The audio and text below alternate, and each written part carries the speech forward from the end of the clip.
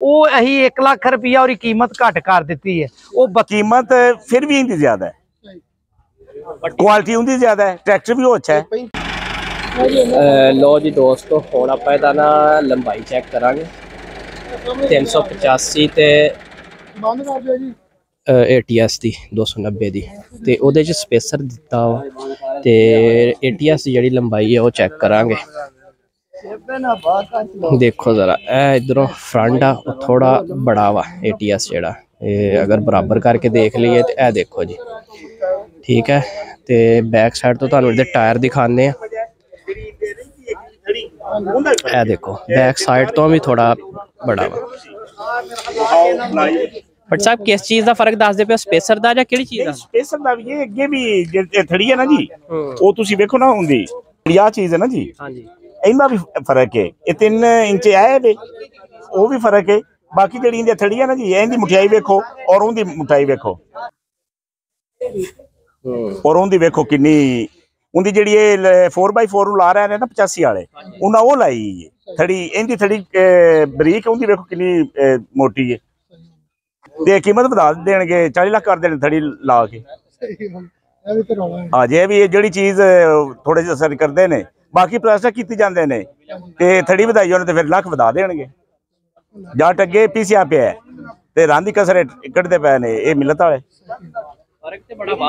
नहीं जी, वाजिया फर्क बहुत ज्यादा है जी। फर्क तुसी वेखो ना, इनकी क्वालिटी वाइज भी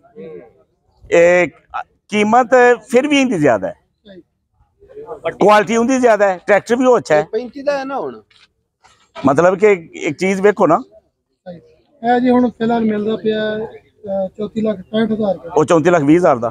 ਤੇ ATS ਆਉਣ ਤੋਂ ਪਹਿਲਾਂ 6-6 ਮਹੀਨੇ ਲੋਕ ਜ਼ਲੀਲ ਹੁੰਦੇ ਸਨ ਜਾਂ ਨਹੀਂ ਸਨ ਹੁੰਦੇ, ਨਹੀਂ ਸਨ ਨਾ ਡਿਲੀਵਰੀ ਦਿੰਦੇ। ਅੱਜ ATS ਆਇਆ, ਉਹਨਾਂ 40 ਦਿਨ ਕੀਤੇ ਨੇ ਤੇ ਸ਼ਾਇਦ ਇਹ ਵੀ ਹੁਣ ਕਰ ਦਿੱਤਾ ਹੋਏ, ਮਿਲਦੇ ਨਾ ਦੁਬਾਰਾ ਜਲਦੀ ਮਿਲਦਾ ਪਿਆ। ਤੇ ਬਾਕੀ ਜਿਸ ਤਰ੍ਹਾਂ ਪਹਿਲੇ ਰੇਟ ਵਧਦੇ ਸਨ ਉਸ ਤਰ੍ਹਾਂ ਰੇਟ ਵੀ ਨਹੀਂ ਹੁਣ ਵਧਦੇ। ਹਾਂ ਜੀ, ਅੱਗੇ ਤੇ ਆਏ ਦਿਨ ਡਾਲਰ ਵਧਣਾ, ਵਧਾ ਛੱਡਣਾ, ਘਟਣਾ ਤੇ ਘਟਾਣਾ ਹੀ ਨਹੀਂ। ਹੁਣ ਥੋੜਾ ਸਲੋ ਹੈ, ਰੇਟ ਰੁਕ ਜਾਣਗੇ ਇਨਸ਼ਾਅੱਲਾ ਕੰਪੀਟੀਸ਼ਨ ਦੀ ਵਜ੍ਹਾ ਤੋਂ। बाकी भट्टी साहब जिन्ना आपां लाइव इन्हां नूं दिखाता, जे हुण भी लोग जिमीदार यकीन ना करन ते फिर इस तो अगे नेरा नहीं। जिमीदार बजाते खुद जिहड़ा बंदा चलांदा है ना ट्रैक्टर, ये तुसीं वेखो, ये खुद एक लैबोरेटरी है जिमीदार। इन मिस्त्री तो ज्यादा इन पता होंदा है कि चीज़ किहड़ी अच्छी है। जिमीदार लैणगे जिहड़ी चीज़ च फायदा है जिमीदार वो करना जी। मिलत वाले की रिश्तेदारी है, ਇਹ ਜੀ ਮੇਰਾ ਲੱਗਿਆ ਜਦੋਂ ਦਾ ਲਿਆਂਦਾ ਜੀ ਇਸ ਤਰ੍ਹਾਂ। ਬਾਕੀ ਭੱਟੀ ਸਾਹਿਬ ਡਿਜ਼ਾਈਨ ਦੀਆਂ ਜਿਹੜੀਆਂ ਲੋਕ ਇਤਰਾਜ਼ ਕਰਦੇ ਆ, ਡਿਜ਼ਾਈਨ ਦੇ ਬਾਰੇ ਕੀ ਕਹਿਣਾ ਚਾਹੋਗੇ? ਬਿਲਾਲ ਭਾਈ, ਡਿਜ਼ਾਈਨ ਤੁਸੀਂ ਵੇਖੋ ਨਾ, ਇਹਦੇ ਵਿੱਚ ਮੈਨੂੰ ਦੱਸੋ ਤੁਸੀਂ ਇੱਕ ਚੀਜ਼ ਵਿਖਾਓ ਖੂਬਸੂਰਤੀ ਕਿਹੜੀ ਚੀਜ਼ ਹੈ, ਉਹ ਤੁਸੀਂ ਮੈਨੂੰ ਦੱਸਣਾ ਹੈ ਕਿ 85 ਚ ਇਹ ਚੀਜ਼ ਖੂਬਸੂਰਤ ਹੈ, ਉਹਦੇ ਚ ਨਹੀਂ।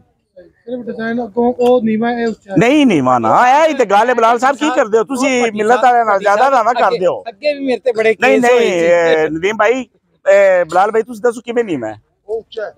नहीं वेखो ना, सब बराबर नहीं खड़े ते किवें नहीं मैं वो। हाँ थले मुंजी भी पई है, दसो ना बराबर हो गया। साडा मकसद है कि जेडे कमेंट आंदे लोगों दे सवाल नहीं लोग वेखण ना, अगर किसी दे इलाके च ATS है वे ते 50 ले जाण, जाके मुआवजा कर लैण हुंदा। ट्रैक्टर दी लंबाई ਅਸੀਂ ਦੇਖੀ, ਉਹ ट्रैक्टर लंबा है, स्पेस ते ਉੱਚੇ ਵਾਲੀ ਗੱਲ ਜਿਹੜੀ ਉਹ ਵੇਖੋ, ਹਾਂ बराबर नहीं, बराबर ही है जी। सिर्फ वो शेप दा करके लगदा है कि अगों नीवा जिहा ਇਹ। बाकी ट्रैक्टर ਜਿਹੜਾ ਇਹਦੇ ਨਾਲ अगर खड़ा करिए वो ट्रैक्टर ਉੱਚਾ है ਤੇ ਸੋਚਣ ਮੁਕਾਬਲਾ ਵੀ ਤੁਹਾਨੂੰ ਇਹਦਾ ਦਿਖਾ ਦਿੱਤਾ।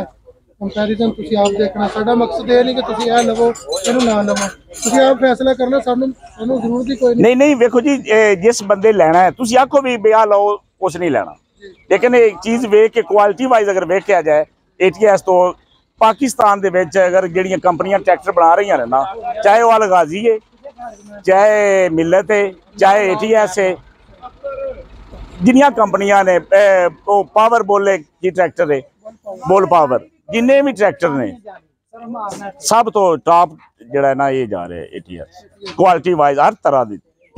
सब तो वड्डी गल ये बिलाल भाई, पैसे तो भर लेते हैं। डीजल कितना महंगा है, 350 रुपये लीटर तक गया है, हुण भी 300 रुपये लीटर। मतलब है कि किन्ने बंदे 10,000 रुपया थोड़ा नहीं जी। ये लोग एक सी घट लाते सिर्फ डीजल की बचत वास्ते। इनके डीजल की बड़ी मतलब है कि मिकदार इन्नी ਕੇ ਕੰਮ ਪੀਂਦਾ ਹੈ। ਸਰ ਤੁਸੀਂ ਡਰਮ ਘਟਾਤੇ ਨੇ ਡੀਜ਼ਲ ਦੇ ਕੀ ਡੀਜ਼ਲ ਦੇ ਡਰਮ ਜਦੋਂ ਲੈ ATS ਲਿਆ ਫਿਰ ਤੇਲ ਇਹ ਪੀਂਦੇ ਹੀ ਨਹੀਂ। ਆਪਾਂ ਤਾਂ ਫਰਕ ਪੈ ਗਿਆ। ਮੈਂ ਤਾਂ ਦੱਸਿਆ 28 ਲੱਖ ਰੁਪਇਆ ਸ਼ਾਇਦ ਉਹਦਾ ਫਰੈਸ਼ ਡੀਜ਼ਲ ਲਿਆਉਣ ਵਾਸਤੇ ਕਿ ਟਰੈਕਟਰ ਚੱਲਦੇ ਪਏ ਹੁੰਦੇ ਨੇ ਕਿ ਜਲਦੀ ਗਿਆ ਤੇ ਲੈ ਆਂਦਾ। ਮੈਂ ਤਾਂ ਡੀਜ਼ਲ ਲਿਆ ਕੇ ਜਬ ਚੱਲਾ ਸਾਂ। ਹੁਣ ਚਲੋ ਇਹ ਬਚਤ ਹੋ ਗਈ। ਨਹੀਂ ਜੀ ਬਹੁਤ ਬਚਤ ਹੈ, ਬਹੁਤ ਬਚਤ ਹੈ। ਇਹ ਬਲਾਲ ਭਾਈ ਅਸੀਂ ਪਹਿਲਾਂ ਚਲਾ ਕੇ ਲਿਆਉਂਦੇ ਸਾਂ ਮਿੱਲੇ ਦੇ ਟਰੈਕਟਰ, ਇੱਥੇ ਆਉਂਦਿਆਂ ਨੂੰ ਰਾਤ ਨੂੰ ਖੜਦੇ ਸੀ ਫਰਸ਼ ਤੇ, ਸੁਬਾਹ ਥੱਲੇ ਮੋਬਾਈਲ ਹੁੰਦਾ ਸੀ। ਉਹ ਮੇਰਾ ਗਰਾਜ ਹੈ, ਉੱਥੇ ਜਾ ਕੇ ਵੇਖ ਲਓ, ਜਿਹਦੇ 85 ਕਿਲੋਮੀਟਰ ਉਹ ਵੀ ਵੇਖ ਲਓ, ਜਿਹਦੇ 1 ਕਿਲੋਮੀਟਰ ਉਹ ਵੀ ਵੇਖ ਲਓ ਜੀ। 4x4 ਦੀ ਅਸੀਂ ਬੁਕਿੰਗ ਕਰ ਰਹੇ ਹਾਂ ਫਿਲਹਾਲ, ਲੇਕਿਨ 4x4 ਟਰੈਕਟਰ ਜਿਹੜਾ ਨਾ ਸਾਡਾ ਥੋੜਾ ਜਿਹਾ ਮਹਿੰਗਾ ਹੈ। ਉਹ ਤਕਰੀਬਨ 4x4 ਜਿਹੜੇ ਦੋਸਤ ਲੈਣਾ ਚਾਹ ਰਹੇ ਨਾ ਉਹ 48 ਲੱਖ ਰੁਪਏ ਦਾ ਹੈ। ਉਹਦੀ ਵਜ੍ਹਾ ਹੈ ਕਿ ਜਿਹੜੀ ਪਾਵਰ ਐਰੀ 4x4 ਦੀ ਜਿਹੜੀਆਂ ਕਿੱਟਾਂ ਹੈ ਨਾ ਦੂਸਰੀਆਂ ਕੰਪਨੀਆਂ ਨੇ ਮੰਗਵਾਈਆਂ ਹੈ, ਉਹਨਾਂ ਨੂੰ ਡਿਊਟੀ ਫ੍ਰੀ ਆਈ ਹੈ। ਸਾਡੀਆਂ ਹਜੇ ਤੱਕ ਡਿਊਟੀ ਫ੍ਰੀ ਕਿੱਟਾਂ ਨਹੀਂ ਆ ਸਕੀਆਂ। ਉਸ ਵਜ੍ਹਾ ਕਰਕੇ ਜਿਹੜੀਆਂ ਕਿੱਟਾਂ ਆਈਆਂ ਉਹਨਾਂ ਤੇ ਡਿਊਟੀ ਪੇ ਹੋ ਕੇ ਆਈ ਹੈ। ਉਹ ਜਿਹੜੀ ਡਿਊਟੀ ਪੇ ਹੋ ਕੇ ਆਈ ਹੈ ਉਹ ਇੱਕ ਕਿੱਟ 2,30,000 ਰੁਪਇਆ ਮਹਿੰਗੀ ਹੈ। ਉਹੀ 2,30,000 ਰੁਪਇਆ ਸਾਡਾ 4x4 ਮਹਿੰਗਾ ਹੈ।